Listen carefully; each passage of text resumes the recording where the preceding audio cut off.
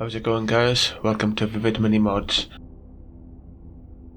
As you can see, the models are already converted, so in today's video I'm going to be covering the basin, painting some non-metallic metals, as well as painting some OSL effects.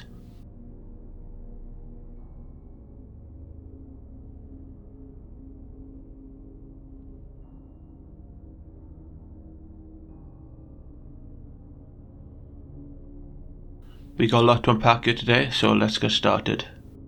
I got the bases and drew some circles on some cardstock.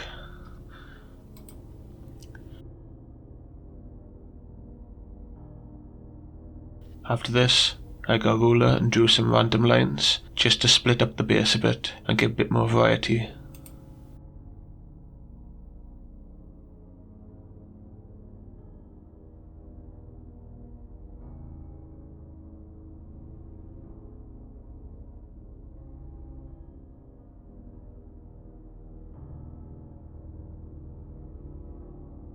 Here the base is all separated with the separate sections which I plan to stick onto the base.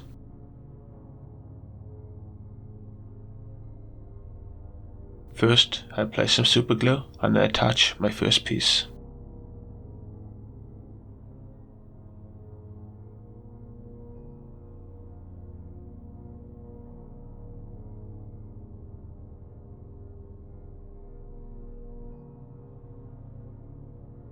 I apply some more glue and attach the second. The whole aim of this is to slowly build up your base, layer by layer, until you get a nice graduated effect.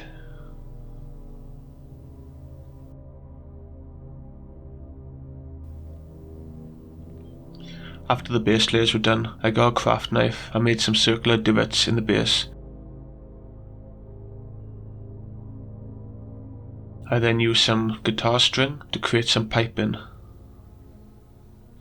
I used a little bit of cork to make stones. These will come into play later on when I come to the painting.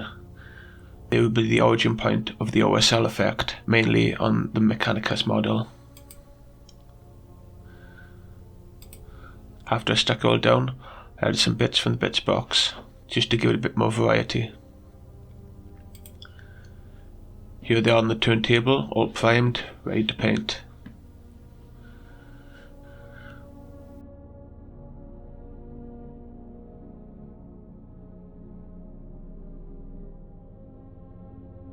To start with, I blocked in some colours. For Sigma Prime and Victor Senus layer, I decided to give them more of a matte metal effect. Similar to my last video, but instead of dry brushing on metallics, I left it with just a little bit of non-metallic metal and OSL effect. I think this adds to the dirty, dank feel to the models, as though they're in the depth of a black stone fortress, with only glowing rocks as their sole source of light.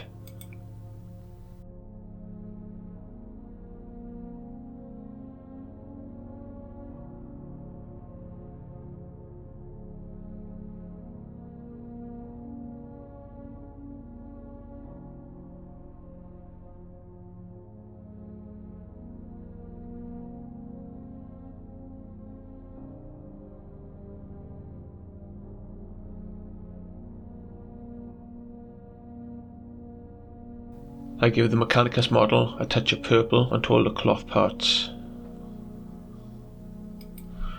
For the base colours, it's just a matter of blocking it all in. No need to be too neat and tidy with this step, just get all the colours down, ready for the wash.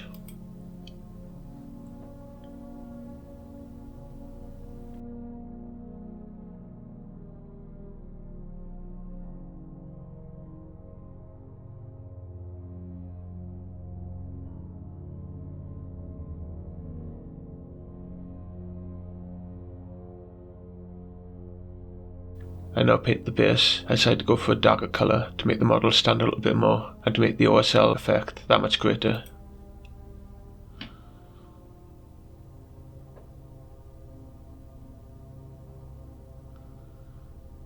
As you can see here, where I paint the metallic bits on the base, you don't have to be really neat in this section.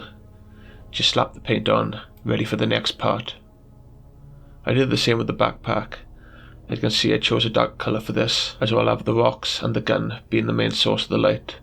so everything in the back is going to be quite dark.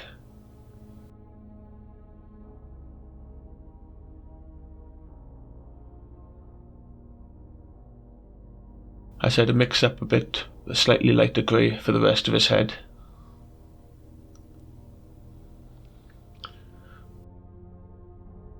For the OSL effect, I decided to go with blue, so I'm painting the coils on the gun and the rocks.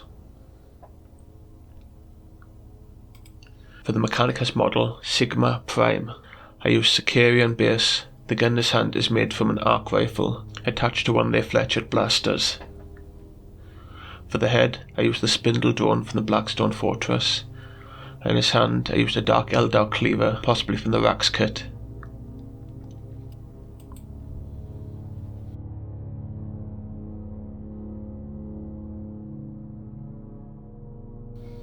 Next, we move on to Victor. I did the same with him, just blocking in all the colours. I chose the same dark grey for most of his body, and then a light grey for the chest plate and his head. For Victor, I decided to go for a blue cloak. This might be a bit off-putting with the blue OSL effect, but I tried to make it work. I used a flesh tone for his parchment paper, and then I added a little bit of brown for the head hanging from his waist. I painted his Xenos Slayer sword in blue, and then I applied a liberal amount of wash over both models. For the wash, I used my favourite flesh wash mixed with my black homebrew, but this time I used a little more black to give him a darker feel rather than a dirty look. Once everything was covered in a wash, I used a capillary action with a dry brush to get rid of any excess. Here you can see how well the capillary action with a dry brush works on Victor's cape. These are the two models, completely washed and ready for the next stage, which will be a slight non-metallic metal and an OSL effect. For the non-metallic metal, I used a small cheat which I do when I paint on canvas. After I lay down a little bit of paint, I get a dry brush and soften off the edges.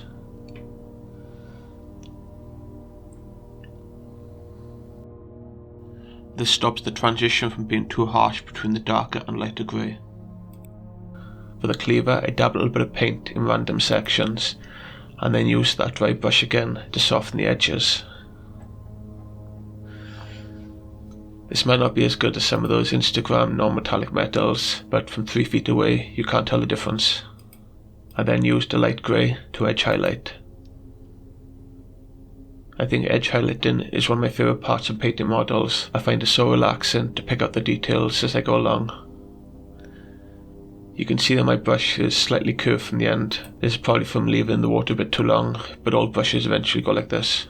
I prefer it like this. With it slightly curved at the end, I can turn the curve away to get a much cleaner edge highlight.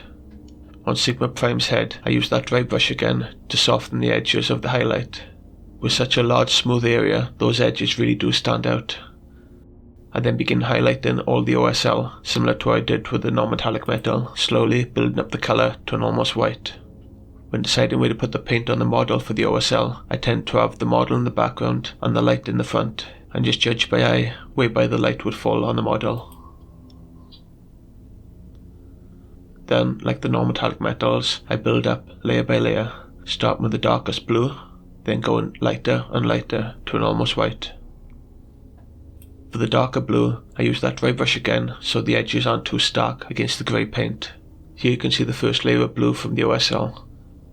You could call this model done, but if you want to make it really pop, you want to build up those extra colours.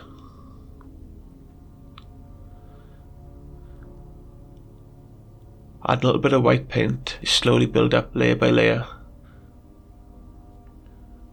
It's important to remember when doing OSL, the source of the light must be the brightest, gradually getting darker and darker the further away it gets from the centre. So ensure that the parts of the model that are closest to the light are also the brightest. Next I decided to change some stuff up. After all my edge highlighting on that sword, I decided it wasn't worth it and painted all gold instead. I've been watching some videos on Death Stranding for a while and seen some of those beach things in their monochrome black colour with just one little bit of gold on their head. I may want to try that kind of effect on my models too. You can get inspiration for painting from all sources, not just from models, but from video games, movies, even artwork. I continue to do the same with Victor, doing a bit of OSL and using that dry brush to soften the edges. On the head you can see that the wash made it much darker than normal, so even by using the main flesh tone, it makes it so much brighter. I don't even have to add any white to the original paint. I now start building up the OSL, beginning with the sword. It's often a bit scary when you do an OSL.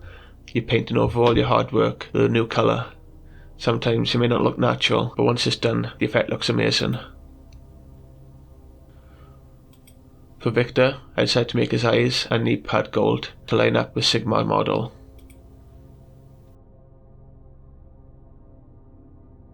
And here the two of them are, all finished with the OSL, a slight non-metallic metal, and their gold highlights.